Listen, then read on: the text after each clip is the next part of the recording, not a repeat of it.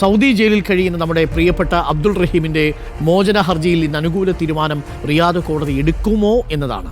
Riyadh കോടതി അത് പരിഗണിക്കേണ്ടതുണ്ട്.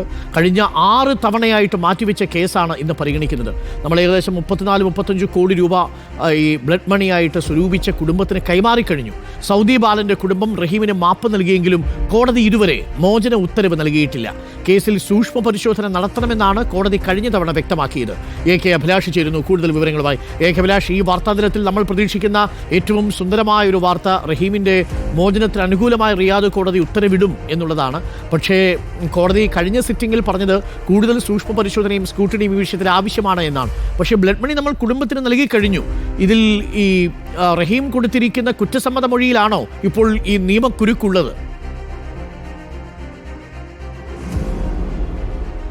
ഡോക്ടർ അരുൺ, ഈ മൊഴി മാത്രമല്ല, അതോടൊപ്പം തന്നെ സഹകുറ്റവാളി, അതായത് മറ്റുള്ളൊരു പ്രതി കൂടിയുണ്ട്, അദ്ദേഹം നൽകിയിരിക്കുന്ന ഒരു മൊഴി കൂടിയുണ്ട്. ഇത് റഹീമിന് തിരിച്ചടിയാണ്. മറ്റൊന്ന്, ഈ പോസ്റ്റ്മോർട്ടം റിപ്പോർട്ടും അതോടൊപ്പം തന്നെ ഈ ഫോറൻസിക് പരിശോധനാ ഫലവും അന്വേഷണ റിപ്പോർട്ടും, ഇത്തരം 3 ഘടകങ്ങൾ കൂടി ഇപ്പോൾ കോടതിയുടെ പരിഗണനയിലുണ്ട്. അതുകൊണ്ട് തന്നെയാണ് കോടതി കഴിഞ്ഞ ദിവസങ്ങളിലൊക്കെ നമ്മൾ കരുതിയിരുന്നത് സാങ്കേതികമായ കാരണങ്ങളാണ് കേസ് മാറ്റിവെക്കുന്നതാണ്. കാരണം 6 തവണ കേസ് മാറ്റിവെച്ചിരിക്കുന്ന ഘട്ടത്തിൽ പോലും സാങ്കേതിക പ്രശ്നങ്ങളായിരുന്നു മുന്നോട്ട് വന്നിരുന്നത്. പക്ഷേ കഴിഞ്ഞ തവണ ഈ കോടതി കേസ് പരിഗണിക്കുന്ന ഘട്ടത്തിൽ പറഞ്ഞത് ഈ കേസിനെ കുറിച്ച് സൂക്ഷ്മമായി പരിശോധനയ്ക്ക് വിധേയമാക്കണം, അതോടൊപ്പം തന്നെ ഇതിനെ കൃത്യമായി പഠിക്കണം എന്നുള്ള കാര്യം കൂടിയാണ് കോടതി പറഞ്ഞിരിക്കുന്നത്. അതുകൊണ്ട് തന്നെ വളരെ ലഘുവായി ഇതിനെ കാണാൻ കഴിയില്ല എന്നുള്ളതും ആശങ്കപ്പെടുത്തുന്ന കാര്യമാണ്. കാരണം കോടതി ഈ കേസിനെ വളരെ ഗൗരവത്തോടു കൂടിയാണ് കാണുന്നത്.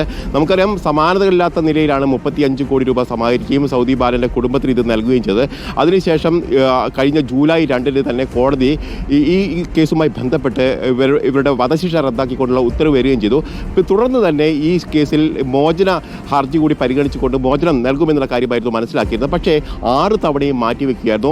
ഏതായാലും ഇപ്പോൾ കോടതി പറയുന്നത് സൂക്ഷ്മ പരിശോധനയ്ക്ക് വിധേയമാക്കണമെന്നുള്ള കാര്യം കൂടിയാണ്. അതുകൊണ്ട് തന്നെ ഇന്ന് ഇക്കാര്യത്തിൽ ഏത് തരത്തിലൊരു തീരുമാനമായിരിക്കും കോടതിയുടെ ഭാഗത്തുണ്ടാവുക എന്നാണ് നമുക്ക് കരുതേണ്ടത്. കഴിഞ്ഞ മാസം 15-ാം തീയതിയാണ് കേസ് അവസാനമായി കോടതി കേട്ടത്. അതിനുശേഷമാണ് ഇന്ന് കോടതി ഈ ദിവസത്തേക്ക് മാറ്റിവെച്ചിരിക്കുന്നത്. ഏതായാലും നിയമസഹായ സമിതി കേസുമായി ബന്ധപ്പെട്ട് മുന്നോട്ട് പോകുന്നുണ്ട്.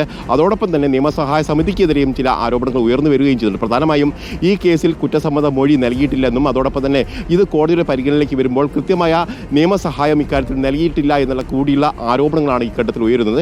ഏതായാലും ഇന്ന് കോടതി 10:30 കൂടിയായിരിക്കും കേസ് പരിഗണിക്കുക. അതിനുശേഷം ഇക്കാര്യത്തിൽ എന്താണ് കോടതി തീരുമാനമെടുക്കുന്നതെന്ന് ഏതായാലും കേരളക്കാരെ ഒന്നാകെ കാത്തിരിക്കുകയാണ്. ഓക്കെ, നമ്മളെല്ലാവരും കാത്തിരിക്കുന്നതും ആ നല്ല വാർത്തയ്ക്ക് വേണ്ടിയാണ്. റിയാദ് കോടതി അനുകൂലമായ വിധി പറയട്ടെ എന്ന് നമുക്ക് പ്രതീക്ഷിക്കാം.